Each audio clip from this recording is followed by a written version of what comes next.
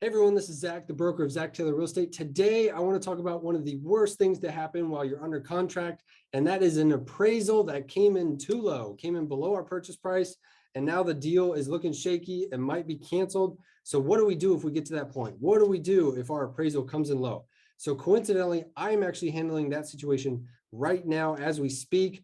I got authorization from my client to go ahead and share this appraisal report with you.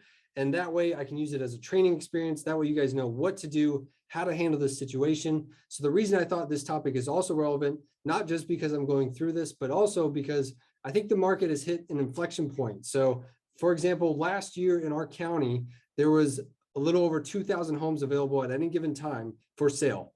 Last month, less than 200. Now, 30 days later, there's about 450. And I think it just went over that. So we've already doubled in inventory. So the market inventory is creeping up, and that might reduce some of the multiple offer situations. And so as buyers, we have to be better protected. So that's what I want to go through today. What do we do if the appraisal comes in short? So what is an appraisal? Real quick, less than 2 minutes. In case you are new to the industry, an appraisal is when a buyer is using a mortgage to purchase a home. They need a loan. So they go with a lender. Well, that lender wants to make sure, hey, before I give you this money, I want to make sure the home is actually worth it. So I have to have an appraiser come out and appraise the property. And again, let's say our purchase price, we offer $500,000 on that home. We're putting $100,000 down. We need a loan of $400,000. Well, the appraiser has to make sure that the home is worth $500,000, not just the loan amount, but the entire purchase price. In case, worst case, if that buyer ever defaults, the seller or the lender wants to sell off the loan, if they need to foreclose, they have to make sure the home is worth it. And between the difference between the loan amount and down payment, they're making sure, hey, worst case is worse. We know the home is worth it. We're covered. So when this happens, when you get to the step in the transaction, an appraiser is going to come out to the property. An appraiser is a neutral third party. They are independent from the lender. There should be no affiliation. They don't work for the lender. It's a neutral third-party company, and the appraiser is selected at random within that company. So then they get assigned to your file, they schedule time to come out, and they do their appraisal. Now, what they're looking for is what's called comps. They're looking for the most comparable properties to yours to determine what is this home currently worth. Now, they should use homes that are as close to this property as possible and have sold as quickly as possible or within this appraisal report. So like, hey, an appraisal for a comp that sold last week is a better comp than sold last year. So that's what they're looking for, as close as possible and as soon as sale price as possible. So this is the report you'll get back. The appraisal reports range 24 pages, 30 pages, 35 pages. They're pretty long. I just want to cover a few key details because our appraisal has come in low. So what to look for. So on this appraisal report, you'll see who did the appraisal, when they did it. They'll start describing the property. They'll describe, hey, it was on the market, days on market were 4. Here's the offer price. And actually this is wrong too. It was $349,900. So the appraiser got that wrong. Then this was my biggest area of contention with this appraisal report. He put property values as stable, not increasing, not declining, stable. And what I sent to the appraiser was this. This is a market report from Florida Realtors for that county specifically where that townhome is located. And this is a report specifically for townhomes and condos. And within the past 12 months, there has been a median sale price increase of 25.8%. So the appraiser marked that home property values are stable. So I would hate to see what's increasing versus stable is 25.8%. I would hate to see what increasing is. But once we get to page 3, that's where the comps are shown. So this is our subject property. Again, the sale price was wrong, but they describe our property, how many bedrooms, bathrooms, square footage. And then what they do is pick the closest homes they think represent what this home should be valued at. So what he did is he took 3 sales from last year. Yes, 6 months ago in 2021, those are the comps he said are most comparable. So going back to my first chart here, by saying 6 months ago, we're missing close to 13% appreciation. And there was also several sales that were sold recently but he's kind of skipping over those and just saying, hey, I'm going to take comps from last year. And I think he did this because they were identical in size. So as you can see here, he made no adjustments, 280, no adjustments for this one. And then this property sold for 265, but he's saying ours is nicer. So he's saying apples to apples, if these were the same, I'll add $10,000 of value to this. So he comes out with 275, 265, 280. He took the average of all three, called it a day, and said our property appraises for 274, about 75 grand under asking price. So that just kind of floored us because our offer was for full price within 4 days. We had multiple people interested, and they even wrote a $16,000 appraisal gap. And for those of you that don't know what that is, that just means the buyer said, hey, this offer is contingent upon the home appraising, but it doesn't have to appraise for the full purchase price. As long as it's within 16 grand less, I'll cover the difference in case it's short. Well, because this is 74 grand short, the buyer has a right to walk away and get their earnest money back because their offer was contingent upon that. So that's what stinks. The reason we are so vastly different, my opinion versus the appraiser's opinion, is when we went to list this home, we looked at the most recent sale and it was for $375. It sold cash and it sold May 2nd. So very recently, same community. And it was just about a little over 200 square feet bigger and had one extra bedroom. So we anticipate, all right, 375, we'll guess the appraiser is probably going to take away about 10 grand for a bedroom, 10 grand for some square footage. And that gives us 355 apples to apples. And that's going to give us a 5K buffer if we list at 350. So if we go back to our appraisal report, he did mark that one, but he gave no weighting to it at all. So he showed it here, 375, and exactly what I thought. 10,000, he took off 375 because they have an extra bedroom. He took off $10,000 for the difference in square footage. And he said, if these two were the same, minus these adjustments, you should be valued at 355. And it did not turn out that way. He valued it entirely on the first three, took an average, call it a day. But if we look back here, 375, the most recent sale, 375, the second most recent sale, 375, third, 375, fourth. So I thought, hey, we have 4 comps. If you value them down, 355, 4 times over. And the seller actually came up with the 350 number first, and my numbers just happened to meet his as well. So that's why we listed at that. And somebody wrote an offer at that. So there is value there. I think this 274 was just way too low. So when you get to that step, finally, what do? Well, this was a conventional loan. And when it comes back short, the first thing you can do is a request for value reconsideration. Basically, we are saying to the appraiser, hey, I know it came in short, but can you please consider our comps instead of the ones you used? Please consider adjusting the value because of these upgrades or whatever else instead of what is listed on the report. So you fill out one of these and you send it to the appraiser. And so we filled it out. I'll come back to that paragraph. We put in our most recent comps, showing our comps, why they should be used.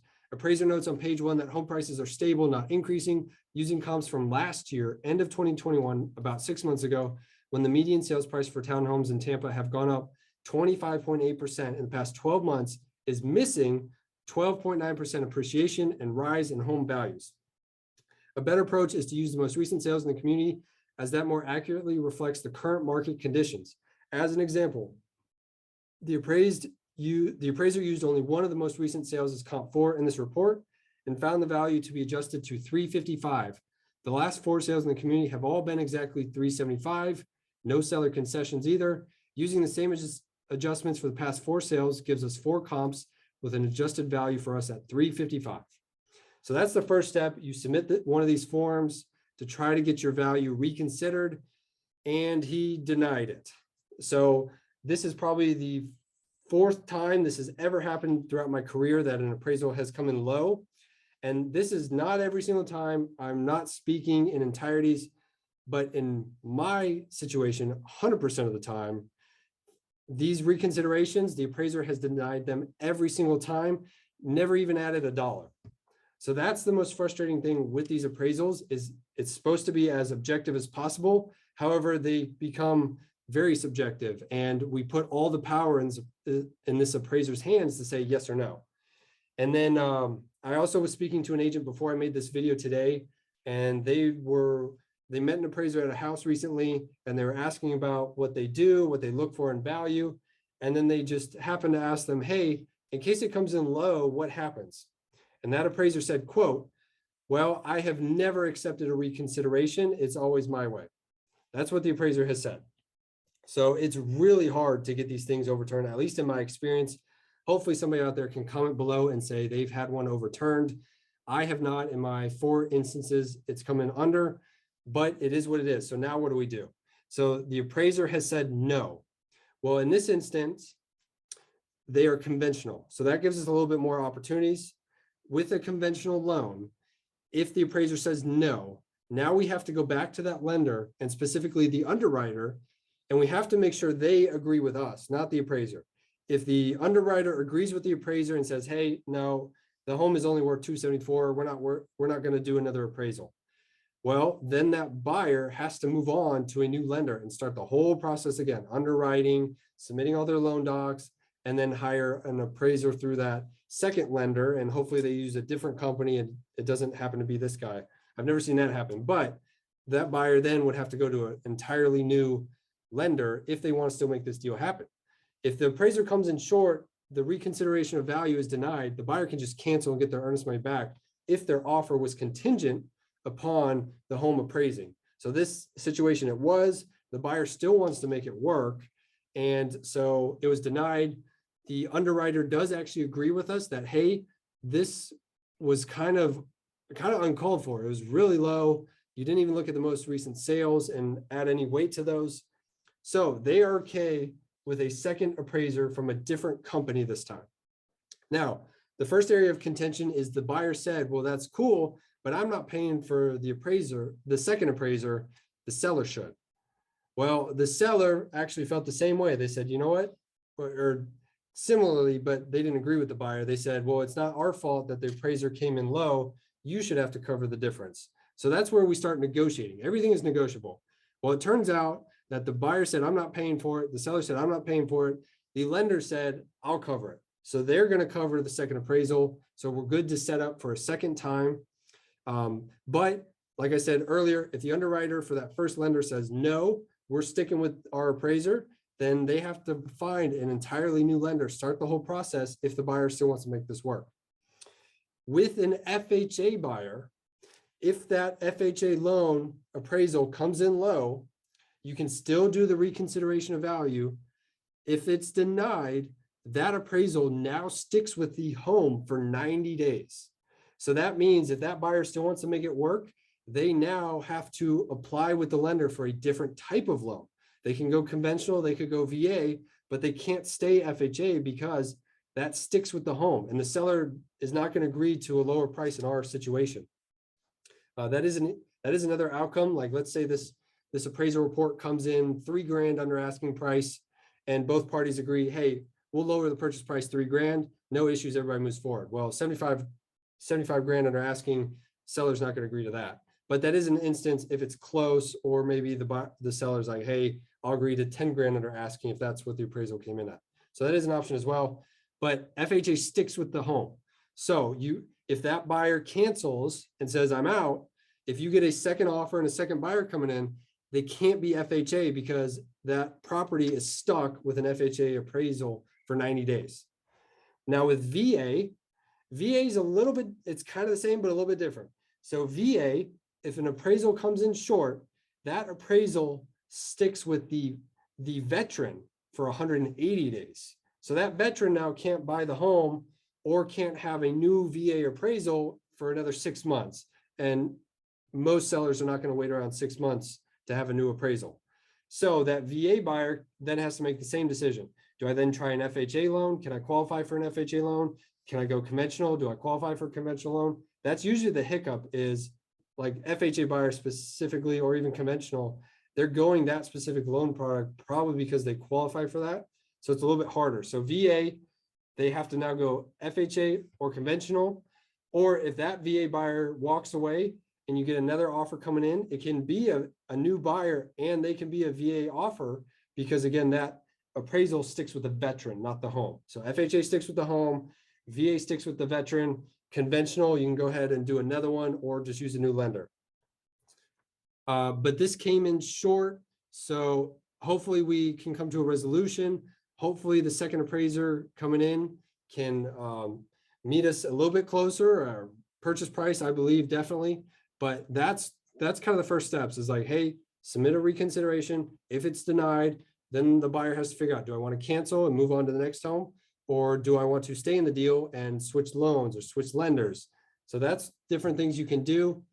And then why this matters in general, like I was saying in the very beginning, is I think we've reached an inflection point in inventory. With it upticking, the market can change.